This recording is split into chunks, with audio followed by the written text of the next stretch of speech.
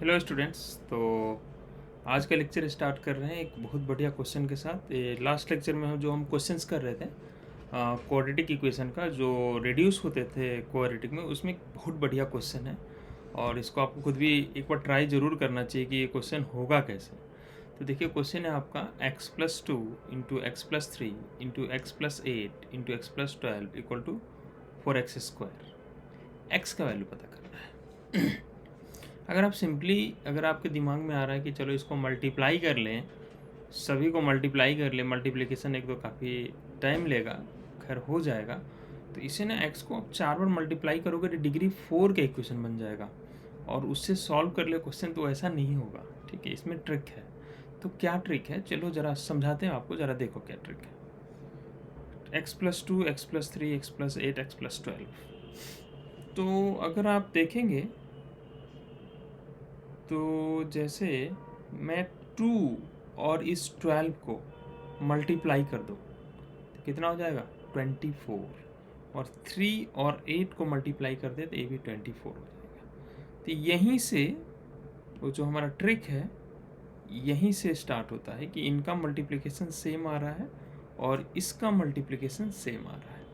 तो आपको करना क्या है, आप इन दोनों ब्रैकेट को आपस में मल्टीप्लाई कर लें और इन दोनों ब्रैकेट को आपस में मल्टीप्लाई कर लें। तो चलिए फर्स्ट ब्रैकेट और लास्ट ब्रैकेट को मल्टीप्लाई कर लेते हैं। तो क्या होगा, आपको ये फॉर्मूला पता होगा, डायरेक्टली हम यूज़ करेंगे यहाँ पर। X plus a into x plus b equal to क्या होता है, x² into A plus B x plus a b, ऐसा कुछ होता है। ठीक है, तो वही हम यूज़ कर रहे हैं यहाँ पर। ठीक है, तो x+2 और x+12 को मल्टीप्लाई करेंगे तो a की जगह आप 2 रखेंगे और b की जगह 12 रखेंगे, तो होगा x² plus a plus b. तो a प्लस बी मतलब 2 प्लस 12, 14x प्लस 2 इंटू 12 24, यहाँ रख लिया।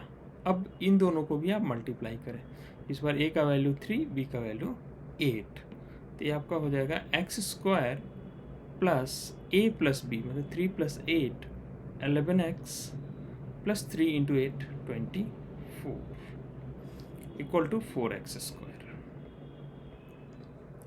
अब यहाँ आप गौर करें कि यहाँ भी x² प्लस 24 आ गया और यहाँ भी x² प्लस 24 आ गया। ये हमें सब्सटीट्यूशन का हिंट दे रहा है, लेकिन प्रॉब्लम ये है कि सब्सटीट्यूशन कर ले हम x² प्लस 24 को कोई नया वेरिएबल रख दें, लेकिन यहाँ जो RHS में x² है ये तो हमें प्रॉब्लम करेगा।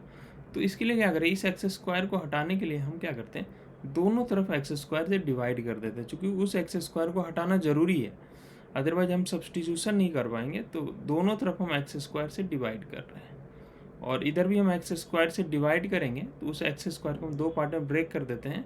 एक x हम इस ब्रैकेट को दे देते हैं, एक x इस ब्रैकेट को दे देते हैं। ठीक है, उसका रीज़न है अभी आपको समझ में आ जाएगा। ये तो आपस में कैंसिल आउट हो गया और ये क्या हो जाएगा आपका x² अपॉन x। ऐसा करने से x² अपॉन x करने से x आ जाएगा और 14x अपॉन x करने से प्लस का 14 आ जाएगा और इधर आ जाएगा 24/x। देखिए फिर x² अपॉन x करने से फिर से आपका ये आ जाएगा x, 11x अपॉन x करने से प्लस का 11 आ जाएगा और 24 अपॉन x यहाँ भी रह जाएगा, मैंने x सभी डिनोमिनेटर के नीचे x चला गया है। ठीक है, ओके। अब हमारे पास जो ये बचा x प्लस 24/x और x प्लस 24/x, इसको कोई नया वेरिएबल एज्यूम कर लेते हैं। Let x plus 24/x equal to t बोल देते हैं। तो ऐसा करने से अगर हम फर्स्ट ब्रैकेट में x प्लस 24/x को t रख दे तो पहला ब्रैकेट आपका हो जाएगा t प्लस 14, दूसरा हो जाएगा t प्लस 11 इक्वल टू 4। अब तो इसको मल्टीप्लाई कर लेते हैं। हाँ, इसको मल्टीप्लाई करेंगे फिर से वही फार्मूला, ए का वैल्यू 14 है और बी का वैल्यू 11 है, तो x² t² a plus b 24 plus 11 25 14 plus 11 25 और 14 इंटू 11 कितना हो जाएगा आपका 154 इक्वल टू 4। उस 4 को हम RHS में लेके चले आते हैं, तो t² plus this is t 25t plus 150 equal to this. अब इसे हमें दो पार्ट्स में ऐसे ब्रेक करना है, उनका सम प्लस 25 आया और मल्टीप्लाई करने पे ये इतना आ जाए। ठीक है, तो इसको कैसे ब्रेक किया जाए दो पार्ट में?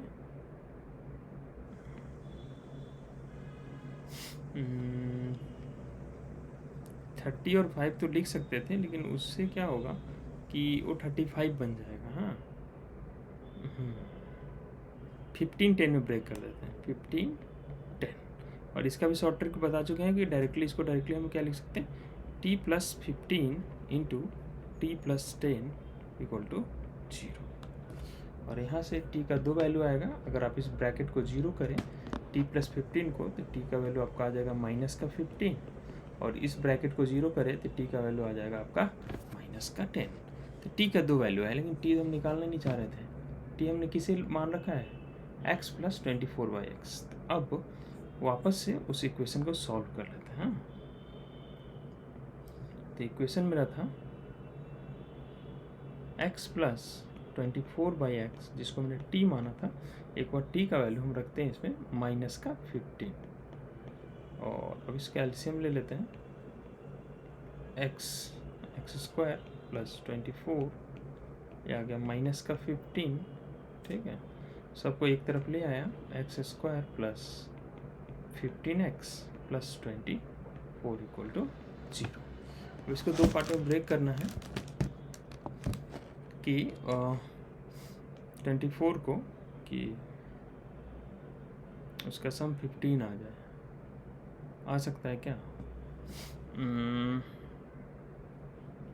मुझे तो नहीं लग रहा है कि डायरेक्टली आएगा, क्योंकि 24 को आप 6 इंटू 4 कर सकते हैं, 12 इंटू 2 कर सकते हैं। हाँ, नहीं आएगा ये डायरेक्टली। 6 इंटू 4, 8 इंटू 3 नहीं आएगा, तो आपको यहाँ क्वाड्रेटिक फार्मूले लगाने पड़ेंगे। x का वैल्यू माइनस बी, जो स्टैंडर्ड फार्मूला है, श्रीधराचार्य फार्मूला, बी स्क्वायर मतलब 15 का square 225 minus 4ac 96 divided by 2a। ठीक है, माइनस 15 प्लस माइनस 225 में से 96 चला जाएगा तो कितना बचेगा? अगर 100 चला जाता तो 125 बचता, तो 129। तो ऐसा आ रहा है। तो दो आंसर आ रहा है, एक माइनस 15 प्लस रूट 129 और बाई 2, और माइनस 15 माइनस रूट 129 बाई 2। दूसरा एक वैल्यू और लेना है t इक्वल टू माइनस 10, तो उसको भी रख के दूसरा आंसर भी कैलकुलेट कर लेते हैं। x plus 24/x equal to minus 10, उसको एलसीएम ले लेते हैं इनका, तो हो जाएगा x square plus 24 to minus 10, x square plus 24 equal to minus का 10x। सबको एक तरफ ले आते हैं, x square plus 10x plus 24। ये ब्रेक हो जाएगा आसानी से, 6 और 4 में ब्रेक हो जाएगा ये ना। 6 4 मल्टीप्लाई करने पे 24 और सम करने पे 10, तो ये आपका आ जाएगा x plus 6 into x plus 4 equal to 0। तो एक x का वैल्यू आपका -6 आ रहा है, एक -4 आ रहा है। तो दो आंसर है और दो पहले आए थे, तो 4 पॉसिबल, इसके 4 जीरोज आ गए x के वैल्यू। तो बहुत बढ़िया क्वेश्चन था। इसमें जो मेन ट्रिक था वो आपको ध्यान रखना है। डायरेक्टली आ जाएगा तो सोचना बड़ा मुश्किल हो जाएगा, जिसको ये पता नहीं है, जिसने पहले से इस क्वेश्चन को कर नहीं रखा है। अब कुछ होमवर्क क्वेश्चन आपके लिए। डीपीपी है आपका, और जैसे मैंने प्रॉमिस किया था कि आपको लेक्चर्स के बीच लेक्चर का कई डीपीपीज हम देंगे, तो ये आपका डीपीपी है। जल्दी हम इसका सोल्यूशन आपको देंगे, अपलोड करेंगे डीपीपी का। ठीक है, तो ये अपने क्वाड्रेटिक इक्वेशन का डीपीपी 1 है। हाँ, डीपीपी 1 बोल देते हैं इसको, फर्स्ट डीपीपी है। तो please solve this question, please try this questions. Okay, और इसका सोल्यूशन हम दे देंगे बहुत जल्दी। ओके, ये सारे क्वेश्चंस हैं। ओके, ठीक है। अब हम लोग आगे बात करते हैं। एक कॉन्सेप्ट आपको बताना है कि आइडेंटिटी क्या होता है। देखो, आइडेंटिटी और इक्वेशन में डिफरेंस होता है। इक्वेशन क्या होता है, जिसमें एक्स के कुछ वैसे वैल्यूज़ को सेटिस्फाई करते हैं जो उसका सोल्यूशन होता है। जैसे मैं एक एग्जांपल ले लूँ, अगर इक्वेशन का बहुत सिंपल सा equation x minus 2 equal to 5, तो हमें पता है इस इक्वेशन को सॉल्व करना काफ़ी आसान है, और -2 को आप RHS में ले जाएंगे और x का वैल्यू 7 आ जाएगा, ठीक है। तो इसका आंसर x इक्वल टू 7 है। अगर आप इसके अंदर इसके अंदर x के जगह आप 7 रख दें, 7 रख दें तो 7 माइनस 2 करेंगे तो 5 equal to 5, LHS RHS same आ जाएगा। लेकिन x 7 के बदले आप कोई और वैल्यू ले लें, लाइक x के जगह आप 2 रख दें इस इक्वेशन में, तो 2 माइनस 2 क्या हो जाएगा, 0, और LHS 0 और RHS 5, तो इसको सेटिस्फाई नहीं कर रहा है। तो इक्वेशन क्या होता है, वो सिर्फ अपने सोल्यूशन, सिर्फ उसे उसका x का वो वैल्यू सेटिस्फाई करता है जो उसका सोल्यूशन होता है। जबकि आइडेंटिटी ना, जैसे दिस इज एन आइडेंटिटी, इसमें आप x का कोई वैल्यू रखेंगे तो उसको सेटिस्फाई कर देगा। जैसे x प्लस 1 का होल स्क्वायर है, x square plus 1 square plus 2x, a plus B का होल स्क्वायर लगा दिया, एक आइडेंटिटी है। आपकी मर्जी, इसमें x का वैल्यू 1 रख के देखो, तो LHS क्या हो जाएगा, 1 प्लस 1 का होल स्क्वायर, RHS क्या हो जाएगा, 1 स्क्वायर प्लस 2 इंटू 1 प्लस 1 कितना होता है, 2 का स्क्वायर 4, LHS 4 आ रहा है और RHS भी 4 आ रहा है, तो दोनों सेम आ रहा है।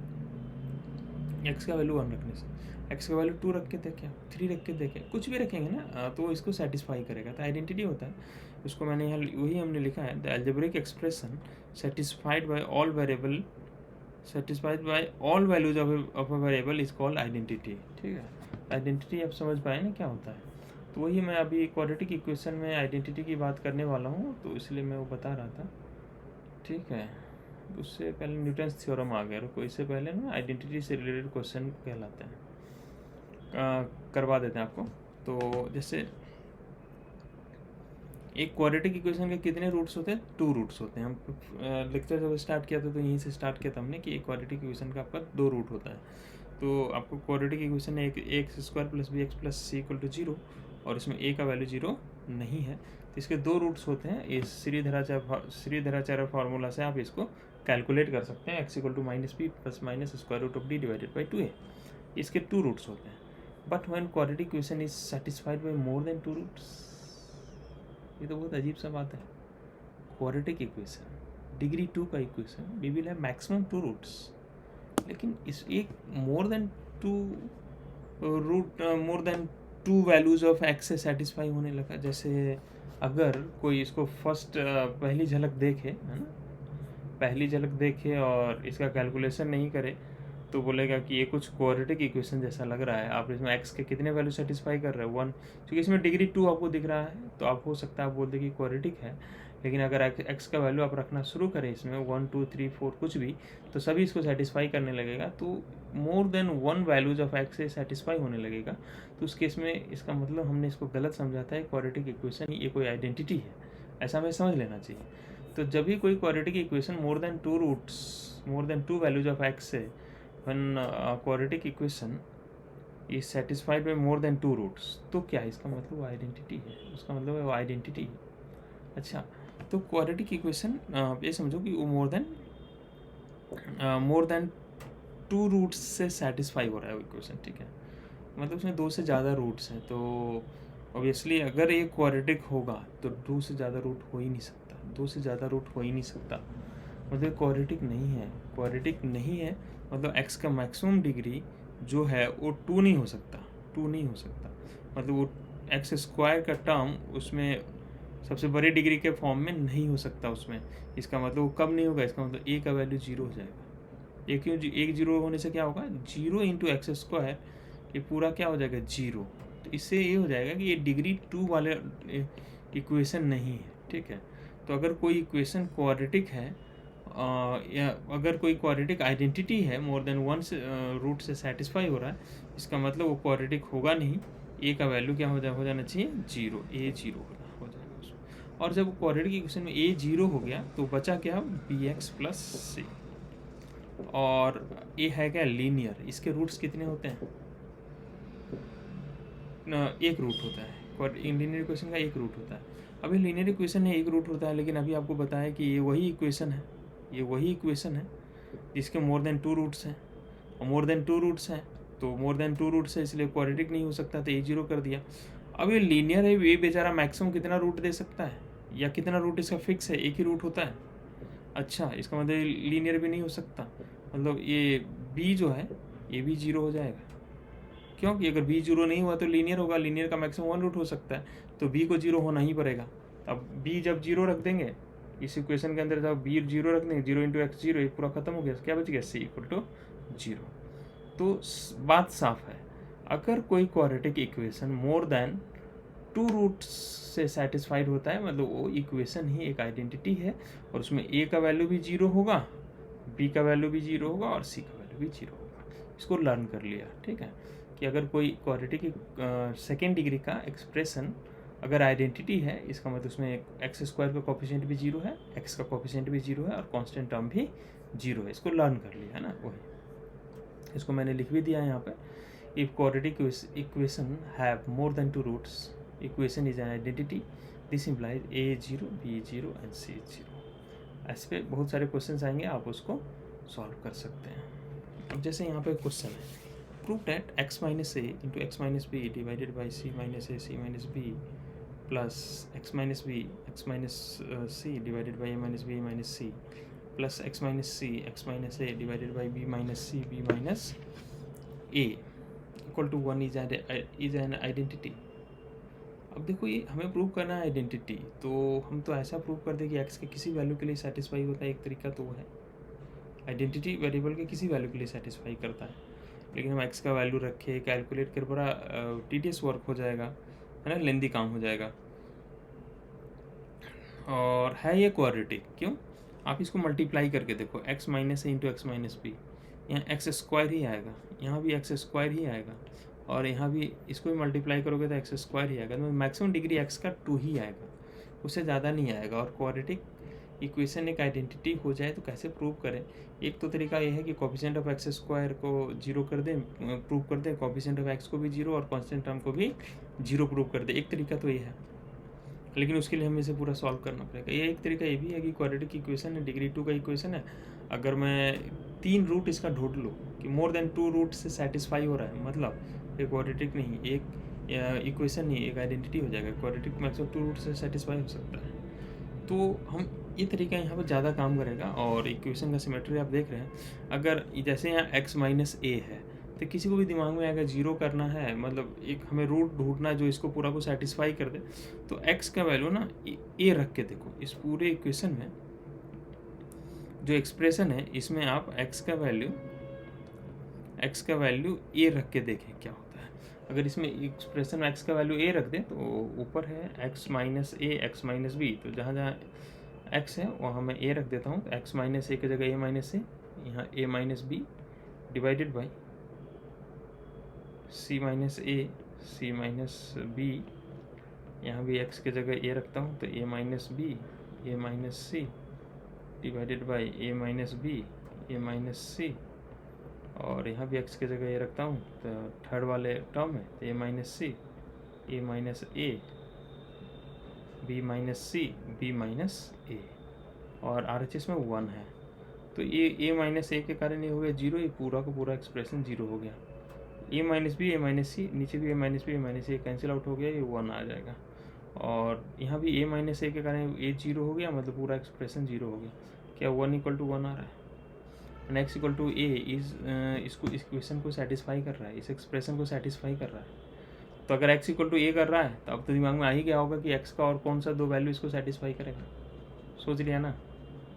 सिमेट्रिक एक्सप्रेशन है। आप सिमिलरली अगर x इक्वल टू b भी रख देंगे इसके अंदर, x की जगह आप इसमें b भी रख देंगे तो वो भी इसको सेटिस्फाई कर देगा, क्यों कि x इक्वल टू b रखेंगे तो ये तो 0 हो जाएगा, b माइनस बी, ए भी 0 हो जाएगा, b माइनस बी, और a जो है 1 दे देगा, तो x इक्वल टू b भी इसको सेटिस्फाई करेगा, और x इक्वल टू c भी सिमिलरली सेटिस्फाई कर देगा। तो हमने देख लिया कि एक क्वाड्रेटिक इक्वेशन x के 3 वैल्यू से सेटिस्फाई हो रहा है, इसका मतलब ये इक्वेशन क्वाड्रेटिक इक्वेशन नहीं हो सकता, दिस इज एन आइडेंटिटी। हमने इसको प्रूव कर लिया। ये अलग तरीका है किसी एक्सप्रेशन को आइडेंटिटी प्रूव करने का, जितना उसका डिग्री है उससे ज़्यादा नंबर ऑफ रूट से उसको सेटिस्फाई करा दिया, ठीक है। तो बहुत फेमस क्वेश्चन है, आपको कहीं भी मिल सकता है, तो उसको ध्यान में रखा। अच्छा, एक चीज़ हम छोड़ के आ गए थे ऊपर, न्यूटन्स फार्मूला, ठीक है। कुछ साल पहले जेई के अंदर ना एक क्वेश्चन आ गया था इस तरीके का, तो उस समय से अब मजबूरी हो गया लोगों की, चलो न्यूटन्स फार्मूला पढ़ाते हैं, न्यूटन्स थ्योरम पढ़ाते हैं, ठीक है, क्योंकि इस पर क्वेश्चन आ गया था तो अब इसको बताना ज़रूरी है। तो न्यूटन्स थ्योरम है क्या? तो हमारे पास एक क्वाड्रेटिक इक्वेशन है A X square plus B x plus C equal to 0 और ए 0 नहीं है, ठीक है। तो अब क्या है, मान लो इसके रूट्स हमें दे दिया अल्फ़ा एंड बीटा, वो आपको बताएगा, है ना, ये हमें बता दिया है कि अल्फ़ा और बीटा क्या है, इसके रूट्स हैं, अल्फ़ा बीटा इसके रूट्स हैं। तो अब क्या करो आप, एक एक्सप्रेशन है जिसको हम टी एन नाम दे रहे हैं। टी एन का मतलब क्या है, अल्फ़ा का पावर एन और बीटा का पावर एन। टी एन का कुछ खास मतलब नहीं, टी एन इसके लिए एक शॉर्ट सिंबल है किसका, alpha N plus beta n. आप आपकी मर्जी, T2 आप बोल सकते हैं अल्फ़ा स्क्वायर, बीटा स्क्वायर को T3 बोल सकते हैं, अल्फ़ा क्यूब बीटा क्यूब को T4 बोल सकते हैं, अल्फ़ा 4 प्लस बीटा 4 को, ऐसा कुछ भी बोल सकते हैं ना। TN से घबराने वाला बात नहीं है, ठीक है, उसको एक नाम दे दिया। तो न्यूटन्स थ्योरम क्या करता है, कहता है कि अल्फ़ा बीटा अगर इस इक्वेशन का रूट है तो आप ना इस तरह का एक एक्सप्रेशन बना लो, alpha N plus beta N करके एक एक्सप्रेशन बना लो, है ना। आप 2 रख लो दोनों जगह, 3 रख लो दोनों जगह, 4, आपकी मर्जी, कोई भी नेचुरल नंबर आप रख लें, ठीक है, आप रख लें। अब इसके जो कांस्टेंट है क्वाड्रेटिक इक्वेशन और इसके मल्टीप्लिकेशन में एक एक्सप्रेशन बनता है, क्या बनता है वो, कि ये जो सी को ना आप alpha N plus beta N से मल्टीप्लाई कर दें, इस जो कांस्टेंट टर्म है alpha N plus beta N से मल्टीप्लाई कर दें, ठीक है। बी को जो अल्फ़ा एन बीटा एन से मल्टीप्लाई किया था ना, इसी से मल्टीप्लाई कर रहे हैं, लेकिन इन दोनों का पावर एक बढ़ा के मल्टीप्लाई कर दे बी को, तो अल्फ़ा का power n plus one plus beta का पावर एन प्लस वन से मल्टीप्लाई कर दिया, और ए को ये एक पावर और बढ़ा के अल्फ़ा और बीटा का ए को मल्टीप्लाई कर दे, तो यहाँ अल्फ़ा का पावर एन प्लस वन था, बीटा का पावर एन प्लस वन था, उसका पावर एक और बढ़ा दिया तो हो गया अल्फ़ा का पावर एन प्लस टू और बीटा का पावर एन प्लस टू, उससे ए को मल्टीप्लाई कर दे, और इसको जब आप सम करेंगे तो हमेशा जीरो आएगा, इस बात का गारंटी है, न्यूटन थ्योरम बोलता है, ठीक है। समझ में आया न्यूटन थ्योरम क्या बोलता है। टी एन मैंने नाम दिया alpha N plus beta n को, आप सी को टी एन से मल्टीप्लाई करें, यानी इसका पावर एक बढ़ा के बी को मल्टीप्लाई कर दें, और उसका पावर एक और बढ़ा के ए को मल्टीप्लाई कर दें, और इनको सम करें तो जीरो आएगा हमेशा। अब एन का वैल्यू अगर आपको 2 रखना है तो अल्फ़ा स्क्वायर बीटा स्क्वायर, यहाँ अल्फ़ा क्यू बीटा क्यू, और यहाँ अल्फ़ा 4 बीटा 4 रख के आप उसका अल्फ़ा बीटा का वैल्यू निकाल के इसको चेक करें, हमेशा जीरो आएगा, ठीक है। तो इसको ध्यान में रखा, एक जेई मेन में एक क्वेश्चन आ गया था, वैसा ही क्वेश्चन यहाँ पर मैंने एक लिया है, देखो क्या क्वेश्चन है। if alpha and beta are the roots of this equation, एक इक्वेशन है जिसका रूट्स हमें दे दिया है, सोल्यूशन लिख लेते हैं इसका, x square minus 7x plus 17 equal to 0। X square के साथ यहाँ क्या मल्टीप्लाइड है, कुछ भी नहीं, तो 1 है इसका मतलब, और ए एन दिया alpha n plus beta n n greater than equal to 1, और नेचुरल नंबर है भी, इसको बताना चाहिए था। A10 ए एन नाम है इसका, A10 मतलब अल्फ़ा 10 बीटा 10, A8 मतलब अल्फ़ा 8 बीटा 8, और A9 मतलब अल्फ़ा 9 बीटा 9। मतलब कहानी किसका किसका वैल्यू पूछ रहा है, A9 A8 A10 A8 A9 का कुछ ऐसे वैल्यू पूछा जा रहा है। और अब ध्यान दें तो ये 17 भी है जो कि यहाँ से आ जाएगा, ठीक है, तो ऐसा कुछ पूछ रहा है, ठीक है।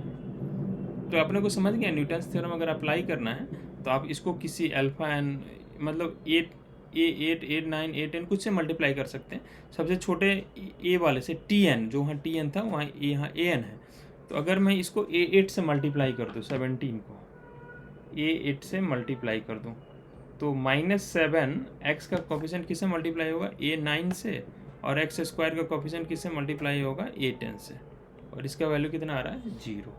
ये तो हमने न्यूटन थ्योरम से लिख लिया। अब जरा देखिए हमसे पूछा क्या है, A10 प्लस 17 A8 और -7 A9 को इधर लेके आ गए तो 7 A9। अब यहाँ से आ गया A10 प्लस 17 A8 और 7 A9 का ना, A9 को मैं इधर उठा के ले आता हूँ तो डिवाइड हो जाएगा, इक्वल टू 7 आ गया, तो इसका आंसर 7 आ गया। तो इतना सिंपल क्वेश्चन था और ये जेई ने पूछ लिया था, तो लोगों ने इस टाइम पे न्यूटन थ्योरम पढ़ाना शुरू कर दिया, ठीक है। होप आप समझ पाए होंगे न्यूटन थ्योरम। एक होमवर्क है आपके लिए, इसको कर लीजिएगा, इसी तरीके का क्वेश्चन है। और ये बात तुमने बता ही दिया है, आइडेंटिटी का आइडिया, उस पर एक क्वेश्चन भी आपको करवा ही दिया, ठीक है, नेक्स्ट है अपना नेचर ऑफ रूट्स। तो नेचर ऑफ रूट्स क्या है? ये क्लास 10 से पढ़ते आ रहे हो नेचर ऑफ रूट्स कि जैसे हमारे पास क्वाड्रेटिक इक्वेशन है ax² + bx + c = 0, तो x का वैल्यू होता है -b + -√d / 2a। x का वैल्यू होता है, ये श्रीधराचार्य फार्मूला है, d डिस्क्रिमिनेंट होता है b² - 4ac। अब ये जो x का वैल्यू क्या होगा, ये रूट क्या होगा, ये डिपेंड करता है कि d क्या है, d क्या है। अगर d पॉजिटिव है, तो डेफिनेटली हमारे पास दो रूट्स आएंगे, 2 रियल एंड डिस्टिंक्ट रूट्स आएंगे। अगर d = 0 हो गया, यहाँ पर d का वैल्यू 0 हो गया, तो अब -b में +0 करो या -0, क्या फ़र्क पड़ता है, एक ही आंसर आएगा। ठीक है, तो we will have 2 real and equal roots, दोनों रूट्स इक्वल हो जाएंगे। और d नेगेटिव हो जाएगा तो डेफिनेटली ये नंबर इमेजिनरी हो जाएगा, तो रूट्स भी हमारे x का वैल्यू भी इमेजिनरी आने लगेगा। Then we will have complex roots. और एक और बात है कि जैसे d पॉजिटिव हुआ तो हमने बोल दिया 2 real and distinct, d equal बोल दिया तो रियल एंड इक्वल। अगर हम ऐसा बोल दें कि d या तो पॉजिटिव है या इक्वल है, हम श्योर नहीं है क्या है, लेकिन इन दोनों में से एक पक्का है।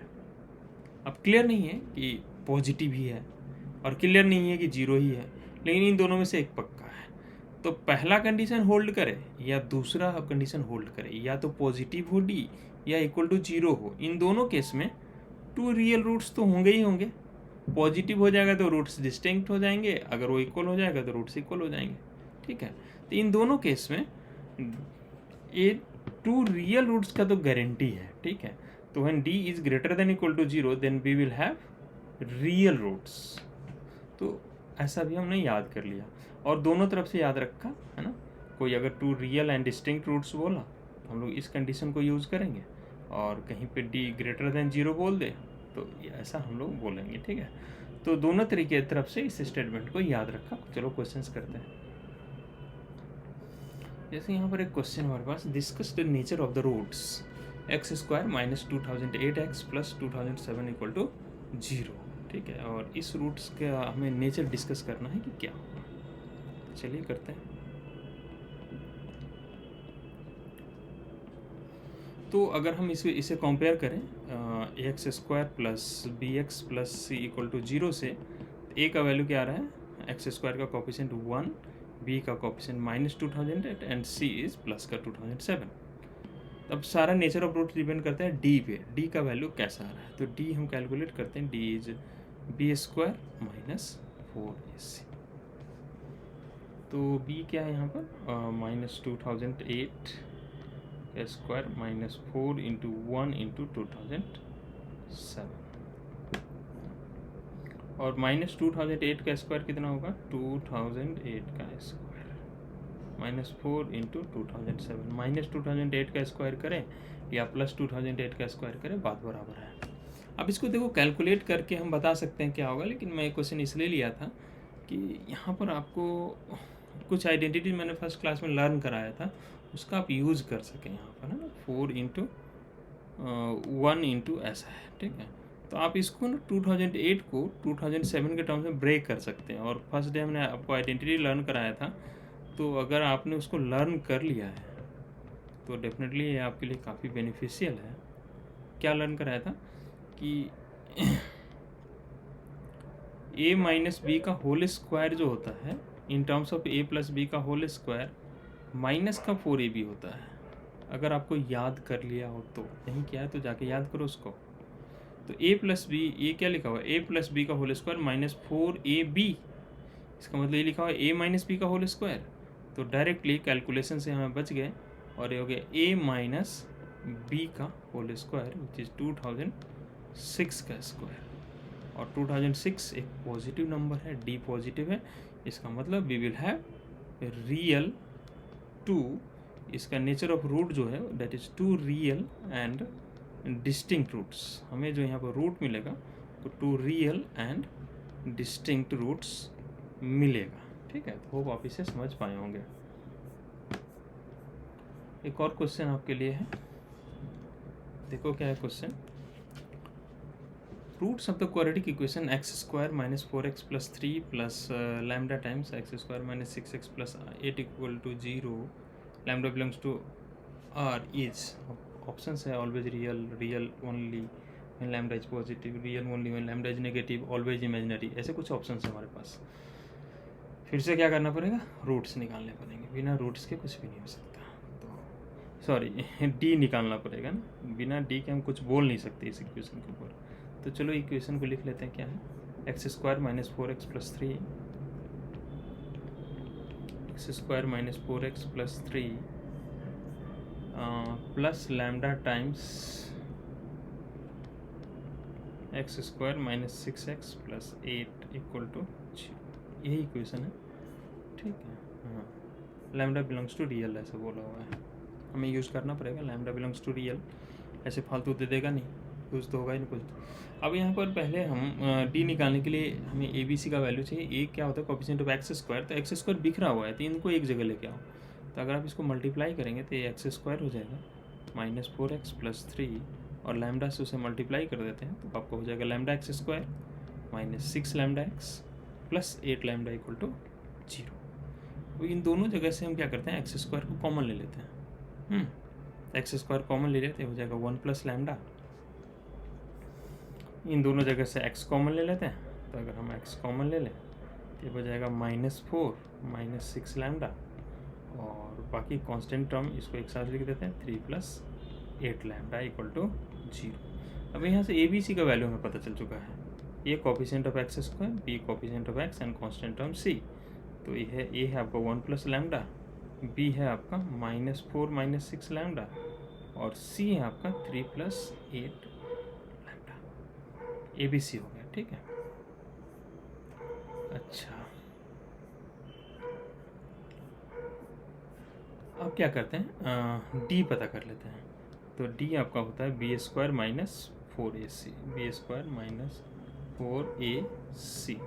इनका वैल्यूज रख देते हैं ए बी सी का। बी है आपका -4 माइनस 6 लैम्डा, ए है आपका 1 प्लस लैम्डा और सी है आपका 3 प्लस 8 लैम्डा, ठीक है।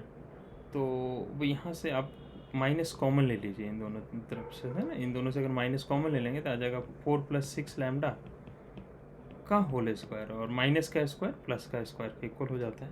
तो इसको हम लिख सकते हैं सिंपली 4 प्लस 6 लैम्डा का स्क्वायर और 4 इसको मल्टीप्लाई तो करना ही पड़ेगा आपको, तो इसको मल्टीप्लाई करते हैं तो ये आपका हो जाएगा 3 plus 8 lambda plus 3 lambda plus 8 lambda square, ठीक है। और यहाँ प्लस बी का होल स्क्वायर लगा देते थे, A square plus B square plus 48 lambda minus 12, ये दोनों मिलके कितना हो गया, 8 लैम्डा प्लस 3 लैम्डा 11 लैम्डा, है ना। और 4 से मल्टीप्लाई होगा तो माइनस का 44 लैम्डा और 8 लैम्डा स्क्वायर 4 से मल्टीप्लाई हो गया तो माइनस का 32 लैम्डा स्क्वायर। अब 36 लैम्डा स्क्वायर में से 32 लैम्डा स्क्वायर चला जाएगा तो आपको हो जाएगा 4 लैम्डा स्क्वायर। 48 लैम्डा में से 44 लैम्डा चला गया तो 4 लैम्डा और 16 में से -12 चला गया तो प्लस का 4। अब ऐसा आ गया। अब इसका अंदाज़ा लगाना कि ये एक्सप्रेशन जो आया है डी, ये क्या है, ये ऑलवेज पॉजिटिव है, ऑलवेज नेगेटिव है, लेस देन 0 है, इक्वल टू 0 है, कुछ भी बोलना बड़ा मुश्किल लग रहा है। तो ऐसे केसेस में क्या करते हैं, 4 तो कॉमन ले लिया, lambda square plus lambda plus 1। अब इसमें ना परफेक्ट स्क्वायर बनाने का ट्राई करना चाहिए। परफेक्ट स्क्वायर कैसे बनाते हैं, क्लास 10th में एक क्वाड्रेटिक इक्वेशन को सॉल्व करने का तरीका था, making for completing square method. अगर आपने उसको पढ़ा है तो ठीक है, नहीं पढ़ा है तो मैं यहाँ पे थोड़ा सा बता रहा हूँ कैसे करते हैं। कंप्लीटिंग स्क्वायर करने के लिए क्या करते हैं हम लोग, पहले जो सेकेंड डिग्री टर्म है ना उसका कोएफिशिएंट 1 बनाते हैं। तो यहाँ पर वो काम किया हुआ है। मान लो यहाँ लैम्डा स्क्वायर नहीं होता, 2 लैम्डा स्क्वायर होता, तो हम पूरे एक्सप्रेशन से 2 कॉमन ले लेते हैं, 2 कॉमन ले लेते हैं तो यहाँ बाई टू आ जाता, ठीक है। लेकिन वहाँ पर एक काम करना नहीं है। First step is make the coefficient of second degree term equal to 1। उसके बाद आपको क्या करना है कि ये तो है, और जो फर्स्ट डिग्री टर्म है एक्स कॉन्टेनिंग टर्म, वहाँ पर एक्स होता था एक्स स्क्वायर प्लस एक्स, यहाँ लैम्डा है तो x containing term, lambda containing term को आप क्या करें, 2 से मल्टीप्लाई करें और 2 से डिवाइड भी कर दें। 2 से मल्टीप्लाई करें और 2 से डिवाइड भी कर दें,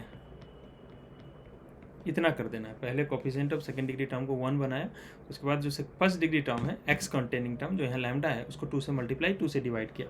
अब वहाँ पर ना a प्लस बी का होल स्क्वायर या a माइनस बी का होल स्क्वायर आपको सेट करना है। अब a प्लस बी होगा a माइनस बी होगा, डिपेंड करता है कि यहाँ पर साइन ये 2ab बनेगा, तो यहाँ पर प्लस साइन है या माइनस साइन है, यहाँ प्लस साइन है इसलिए a प्लस बी का होल स्क्वायर बनेगा ये 4। अब ये हो गया मेरा a स्क्वायर, ठीक है। अब इसको a स्क्वायर हो गया, तो अब इसको गौर से देखेंगे इस टर्म को, तो 2 अगर a स्क्वायर है तो a का वैल्यू कितना हो गया लैम्डा, a स्क्वायर है तो 2a के एक तो लैम्डा हो जाएगा। अब इसमें बच क्या गया 2 लैम्डा में बचा क्या, अब 1/2 नीचे का बच गया तो उसको लिख दिया है, तो ये बन गया b, a square plus 2ab, तो b का स्क्वायर भी होना चाहिए। तो अब b का स्क्वायर लाने के लिए आपको क्या करना पड़ेगा, जो टर्म यहाँ पे आया ना जो बचा उसका स्क्वायर ऐड भी करना पड़ेगा, और सिंपली ऐड कर नहीं सकते सिर्फ, तो आपको उसको सब्ट्रैक्ट भी करना पड़ेगा, जितना ऐड उतना सब्ट्रैक्ट, बच गया कौन प्लस का 1 4। अब ये सब मिलके क्या हो गया आपका a प्लस बी का whole square, a plus B का होल स्क्वायर, और -1/2 का स्क्वायर -1/4 प्लस 1, ठीक है। अब आप बहुत कुछ यहाँ से डिसाइड कर सकते हैं कि क्या होने वाला आगे। तो हो गया लैम्डा प्लस 1/2 का होल स्क्वायर, और 1 - 1/4 इज नथिंग बट 3/4। अब आप यहाँ देख सकते हैं कि ये नंबर किसी नंबर का स्क्वायर है तो ये तो नेगेटिव हो नहीं सकता, वर्स्ट केस में इसका वैल्यू 0 हो सकता है, ठीक है।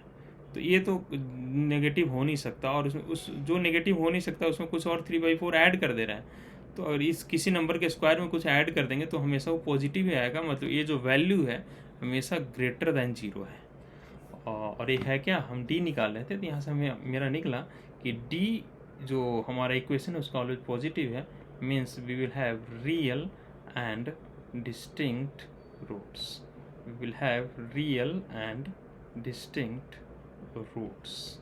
समझ पाए ना, कितना बढ़िया क्वेश्चन था ना। तो कौन सा हो जाएगा, roots of this equation is always real, हाँ ऑलवेज रियल, डिपेंड ही नहीं करता कि लैम्डा की वैल्यू क्या आया क्या नहीं आया। समझ में आया, कितना शानदार क्वेश्चन था ये, ठीक है। एक क्वेश्चन और आपके लिए,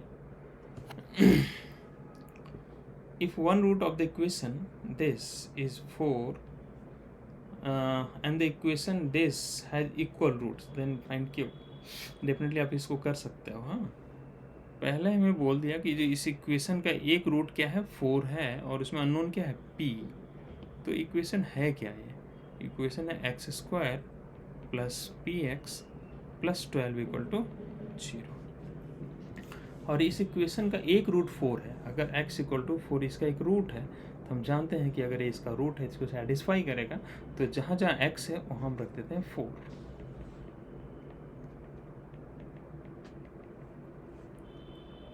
ठीक है।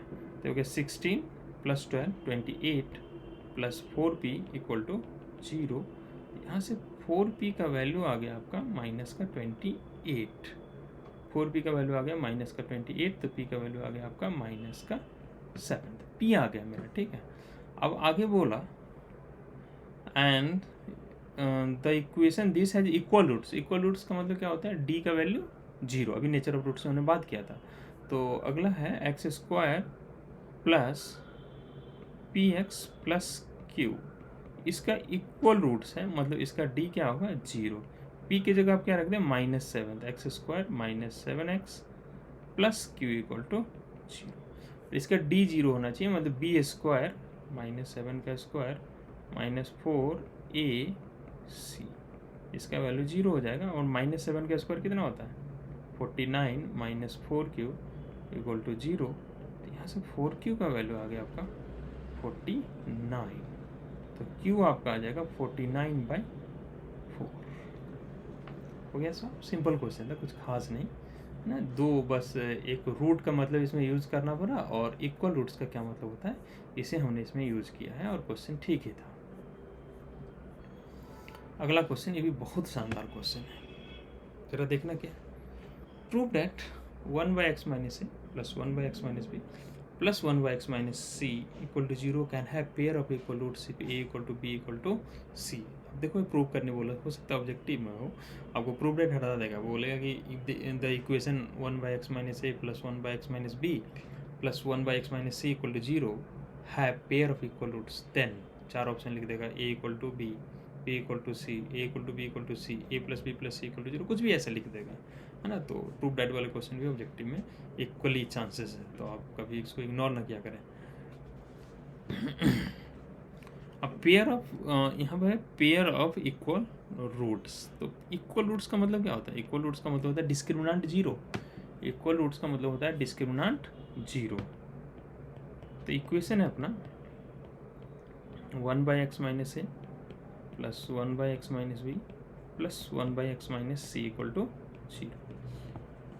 हमें प्रूव करने बोला है कि इसके इक्वल रूट्स होंगे अगर A equal to B equal to C होगा। तो चलो इक्वल रूट्स में डी जीरो करके देखते हैं, और A equal to B equal to C आ गया, हो जाएगा तो मज़ा ही आ जाएगा। तो सॉल्व करने के लिए पहले आप इसका एलसीएम लेना पड़ेगा, एक्स माइनस ए into x minus B into x minus C, LCM इसका यही हो जाएगा। उसके बाद अगर आप इसे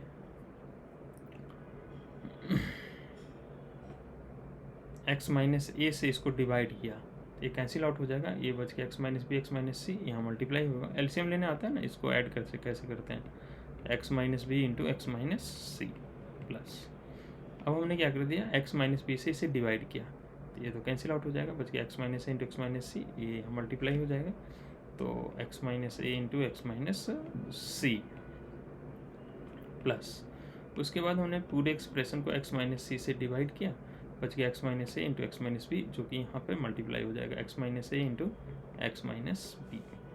ठीक है, चलो अब न्यूमरेटर को मल्टीप्लाई कर, इक्वल टू क्या गिवन है, जीरो, इक्वल टू जीरो ही है ना, हाँ। तो अगर इक्वल टू जीरो है तो अगर आप क्रॉस मल्टीप्लाई करेंगे तो ये पूरा का पूरा जीरो इंटू एक्स माइनस ए into x minus B x minus C क्या हो जाएगा, जीरो। तो RHS जीरो हो गया, डिनोमिनेटर जाके RHS से मल्टीप्लाई कर दिया, वो जीरो हो गया। अब यहाँ पर है, इसको मल्टीप्लाई करना पड़ेगा, X minus B into x minus C ऐसे करके। तो अब मल्टीप्लाई करेंगे पहले X minus B into x minus C को, तो आ जाएगा x square minus B x minus सी X plus B C. Similarly X minus ए इंटू एक्स माइनस सी को मल्टीप्लाई करेंगे तो आएगा X square minus A x minus C X plus A C. Similarly अगर multiply करेंगे X minus ए into x minus b को, तो x square minus A x minus B x plus a B.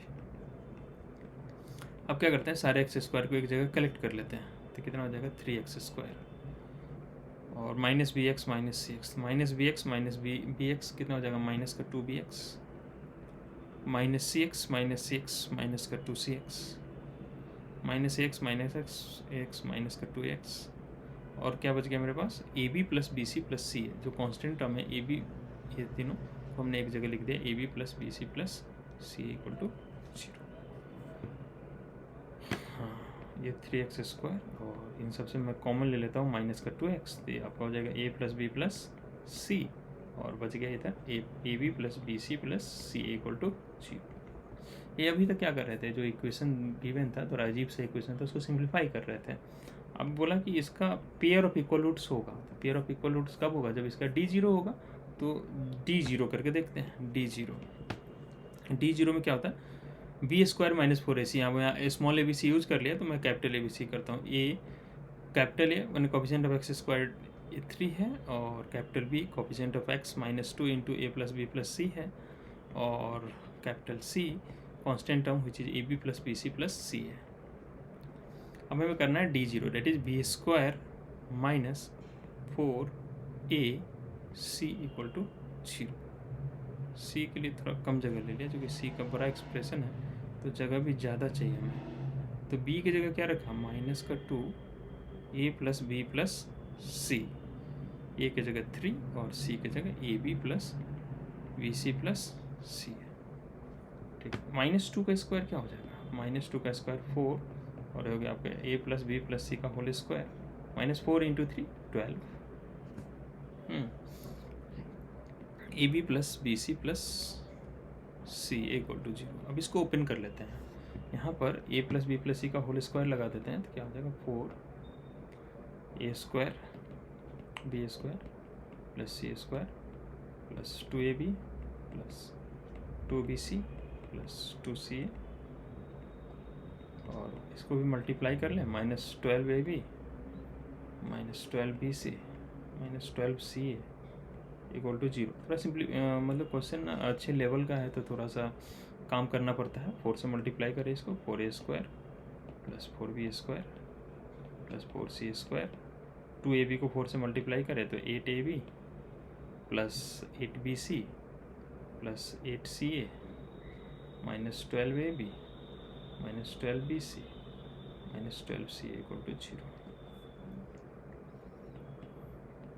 4a² 4b² 4c², 8ab -12ab minus का 4ab, 8bc -12bc minus का 4bc, और ये हो गया माइनस का 4c।